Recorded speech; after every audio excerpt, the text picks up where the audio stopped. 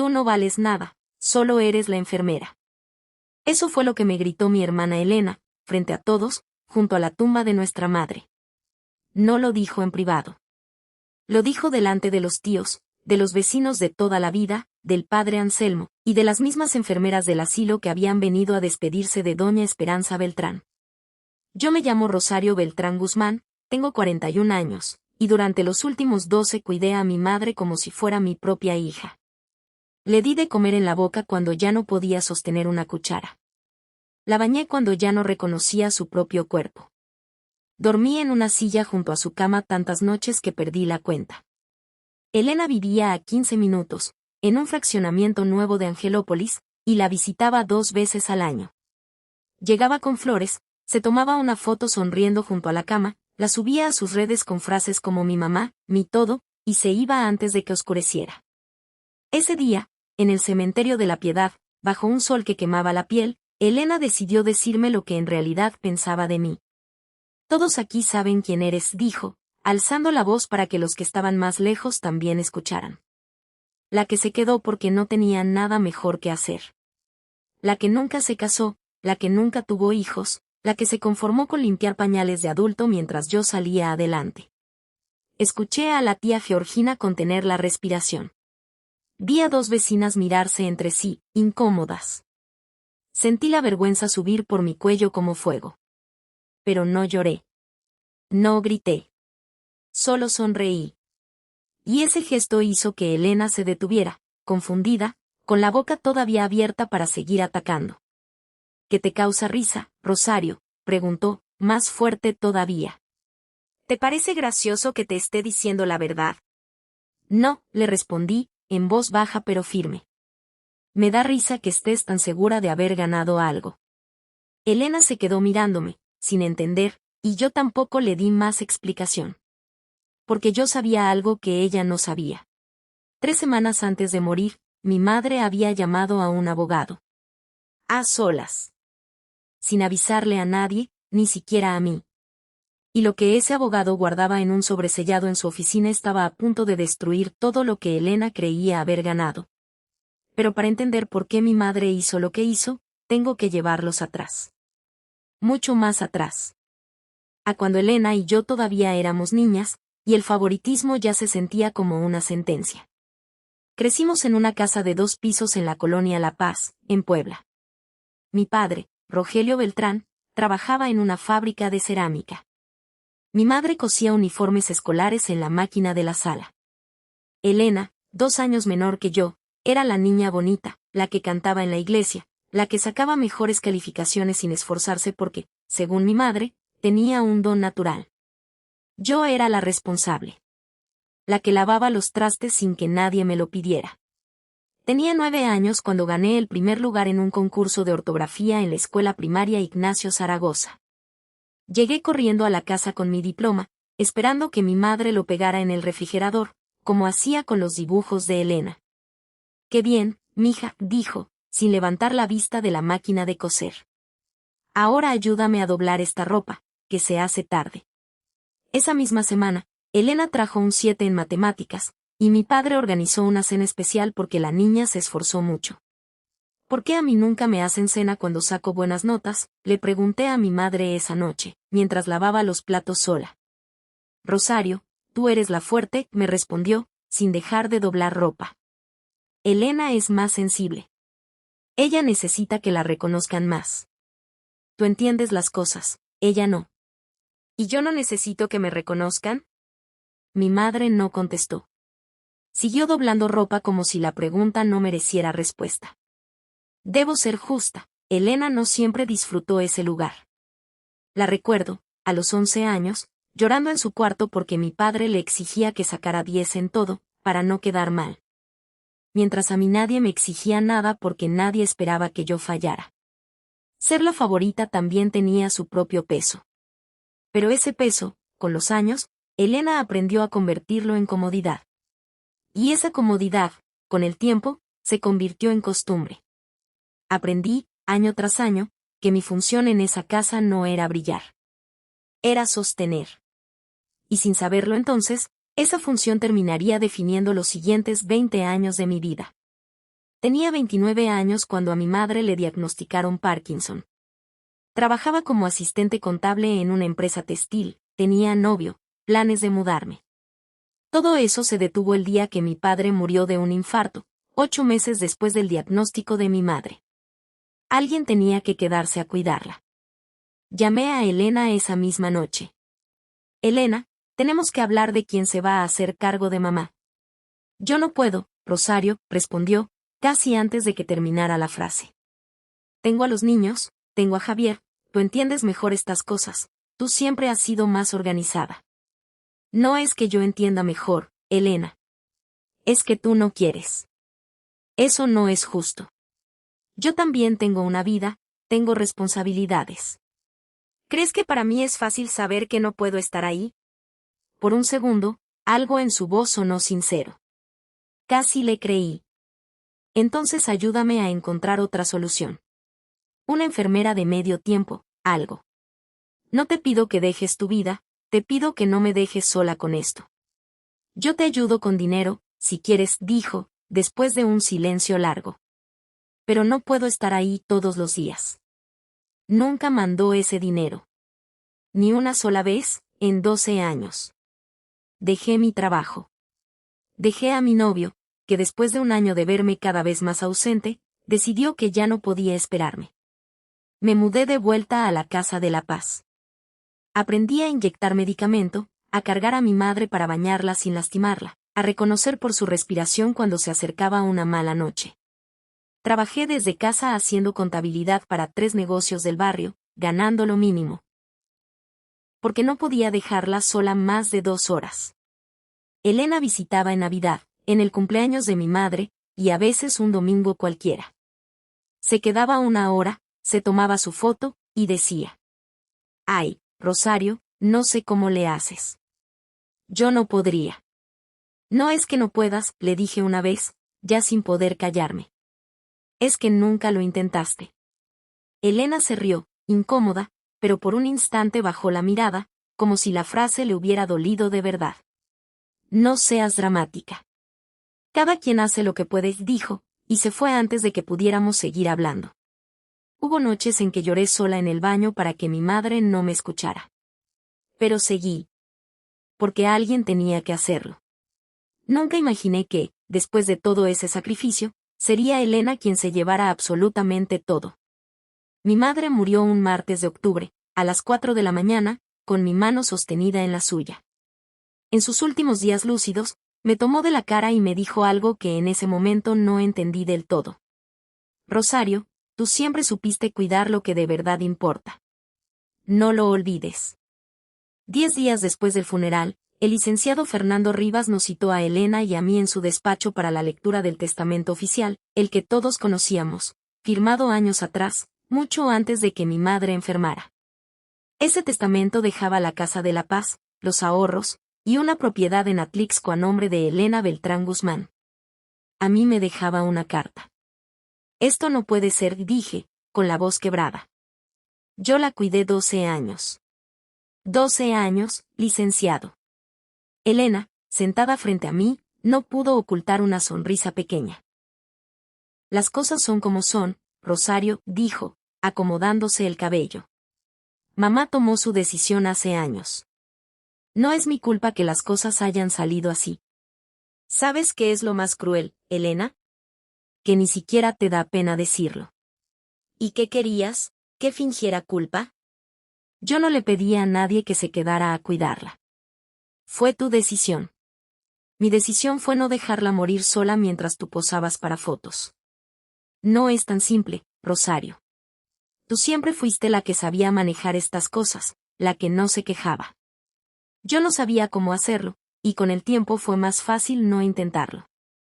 Eso no me enorgullece, pero tampoco lo voy a pagar toda mi vida. Fue lo más cerca que Elena estuvo, en ese despacho, de admitir algo real. Pero antes de que yo pudiera responder, se levantó, recogió su bolsa. No te amargues, hermana. Alguien tenía que quedarse a cuidarla, y ese alguien nunca iba a ser yo. Tú lo hiciste bien. Considéralo tu vocación. Salió del despacho como si acabara de resolver un trámite menor.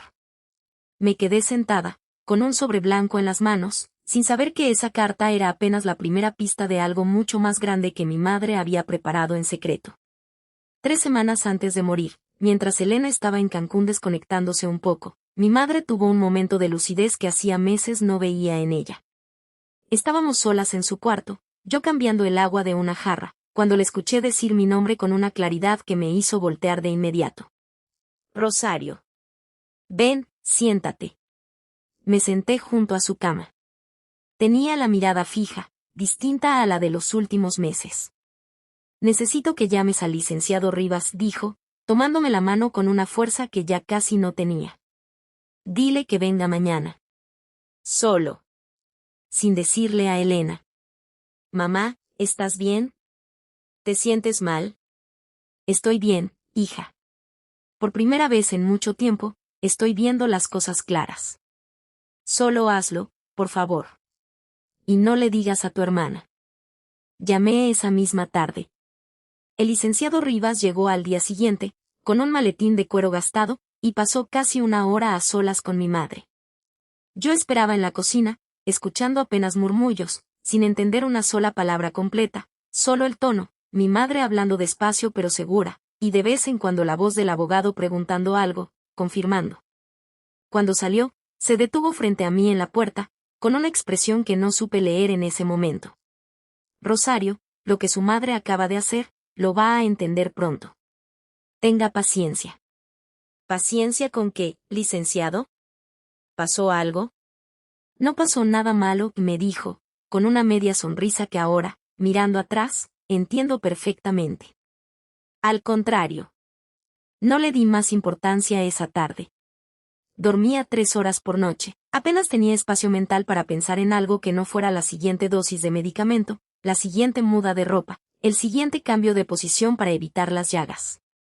Pero de pie junto a la tumba, 3 semanas después, escuchando a Elena humillarme frente a todo el pueblo que conocía a mi familia, esa tarde en la cocina regresó a mí con una fuerza que me dejó sin aire. Algo había cambiado. Y esa noche, sola en la Casa de la Paz por primera vez en 12 años, decidí que no iba a pelear. Iba a esperar. Y a callar. Lo que no sabía era que ese silencio mío iba a durar exactamente 23 días, y que en esos 23 días, sin que yo hiciera nada, la familia entera empezaría a ver a Elena de una manera distinta. Después de la lectura del testamento, dejé de contestar las llamadas de Elena. Empaqué mis pocas pertenencias de la Casa de la Paz, la casa que ahora era legalmente de ella, y me mudé a un departamento pequeño cerca de la Avenida Juárez. No conté mi versión a nadie. No publiqué nada. No llamé a los tíos para quejarme. Simplemente dejé de aparecer en las reuniones familiares, y dejé que la ausencia hablara por sí sola. 2 semanas después del funeral, mi prima Yolanda organizó una comida por el cumpleaños de la tía Georgina, en su casa de la colonia Humboldt. Yo no fui. Elena sí.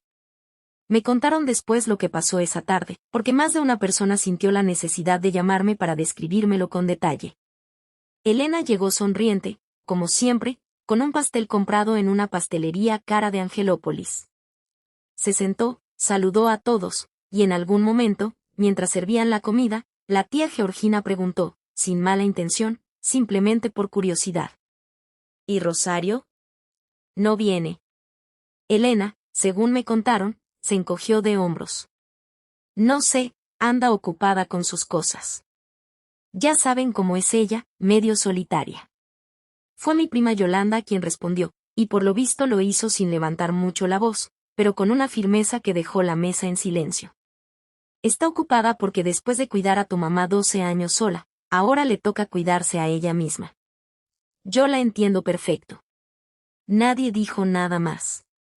Pero, según me contaron, el ambiente cambió. La tía Georgina, que había estado presente en el cementerio, que había escuchado con sus propios oídos como Elena me gritó que no valía nada, bajó la mirada hacia su plato y ya no volvió a dirigirle la palabra a Elena en toda la tarde. El tío Reinaldo, que normalmente hacía bromas con todos, esa tarde apenas cruzó frases cortas con ella. Nadie la confrontó. Nadie le dijo en su cara lo que pensaba. Pero, como me dijo después mi prima Rosario, se sintió el frío. Elena se dio cuenta. Se fue antes del pastel, inventando que le dolía la cabeza. Yo no busqué esa reacción. No armé ningún plan para conseguirla. Simplemente, por primera vez en mi vida, dejé de cubrir a Elena con mi silencio, con mi costumbre de nunca decir nada para no hacer sentir mal a nadie. Y sin esa cobertura, la familia empezó a ver, con sus propios ojos, lo que siempre había estado ahí. Leí, esas mismas semanas, la carta que mi madre me había dejado en la primera lectura del testamento. La había guardado en un cajón porque no me sentía lista para volver a leerla. Hablaba de perdón, de gratitud, y de algo que todavía no terminaba de comprender. Rosario, hay cosas que un testamento no puede arreglar del todo, pero yo intenté hacer lo correcto al final. El licenciado Rivas sabrá cuándo es el momento de que entiendas todo. 23 días después del funeral, el teléfono sonó. Era el despacho del licenciado Rivas. Rosario, el licenciado necesita verla lo antes posible. Es sobre un documento que apareció al revisar el expediente completo de su madre. Colgué con las manos temblando. Llegué al despacho un jueves por la mañana, con el estómago cerrado. Rosario, me dijo el licenciado Rivas, cuando su madre me llamó aquella tarde, no fue para revisar papeles del seguro. Fue para firmar un nuevo testamento. Sentí que el aire se me iba del pecho. ¿Por qué no se leyó ese día, con el otro? Porque su madre me pidió, expresamente, que esperara. Quería que primero se leyera el testamento anterior. Quería ver cómo reaccionaba cada una de ustedes cuando creyeran que todo ya estaba decidido. Mi madre, en sus últimos meses, había diseñado una prueba silenciosa. Me dijo algo que quiero repetirle exactamente, continuó el abogado. Si Elena se comporta como siempre lo ha hecho, sabré que hice bien en cambiar las cosas. Y si Rosario se queda callada, como siempre, sabré que por fin es momento de que alguien hable por ella. Las lágrimas cayeron sin que pudiera contenerlas. El Nuevo Testamento, dijo, entregándome un documento con fecha de 3 semanas antes de la muerte de mi madre, deja la Casa de la Paz, los ahorros de su padre, y la propiedad de Atlixco, a nombre de usted. ¿Y Elena? Un fondo educativo para sus hijos. Y una carta personal, que por respeto no he leído. Entendí que mi madre no había hecho esto por rencor. Lo había hecho porque, al final, vio con claridad lo que había estado sucediendo en su propia casa durante más de una década. Pero ese testamento todavía tenía que comunicarse a Elena. Y yo sabía exactamente cómo iba a reaccionar. La reunión final se hizo 2 semanas después, en el mismo despacho.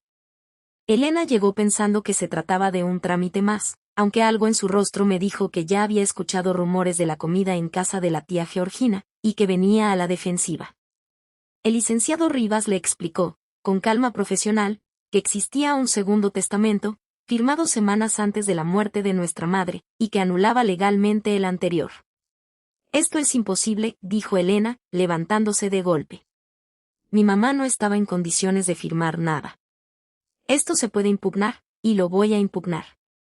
Doña Esperanza fue evaluada por un neurólogo el mismo día de la firma, respondió el licenciado, mostrando el certificado. Estaba completamente lúcida. Todo está notariado. No hay nada que impugnar, Elena. Ella se giró hacia mí, con los ojos llenos de furia. Esto es una manipulación tuya. Siempre quisiste quedarte con todo, por eso te sacrificaste tanto, para que al final mamá te lo compensara. Eres igual de calculadora que yo, solo que tú lo disfrazas de sacrificio. ¿Calculadora yo, Elena? Yo pasé 12 años limpiándole la baba a mi madre mientras tú posabas para fotos con flores que comprabas de camino a su casa. Yo dejé mi trabajo, dejé a mi pareja, dejé mi vida entera, y tú lo llamaste, mi vocación, en esta misma oficina, como si fuera un chiste. Y en el funeral, delante de toda la gente que conoce a nuestra familia desde hace 30 años, me dijiste que no valía nada. Rosario, yo no quise. Déjame terminar, le dije, y por primera vez en mi vida, Elena se quedó callada. Mamá no me dio esto por dinero. Me lo dio porque, al final, cuando ya no podía hablar ni moverse, tuvo tiempo de ver con claridad quién estuvo ahí de verdad. Y tú, con tus fotos y tus visitas de 1 hora, Le diste exactamente lo que siempre le habías dado, una actuación. Elena abrió la boca para responder, pero no le salió nada.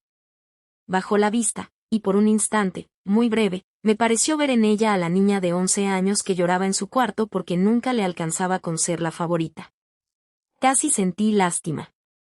Casi. ¿Sabes qué es lo peor, Elena?, le dije, ya más tranquila. Que ni siquiera necesito que me pidas perdón. Solo necesitaba que, por una vez, alguien más además de mí supiera la verdad. Elena salió del despacho sin decir una palabra más. Esa fue, hasta hoy, la última vez que hablamos frente a frente. En la siguiente reunión familiar, un bautizo al que sí asistí, Elena llegó tarde y se fue temprano. Nadie le preguntó por qué.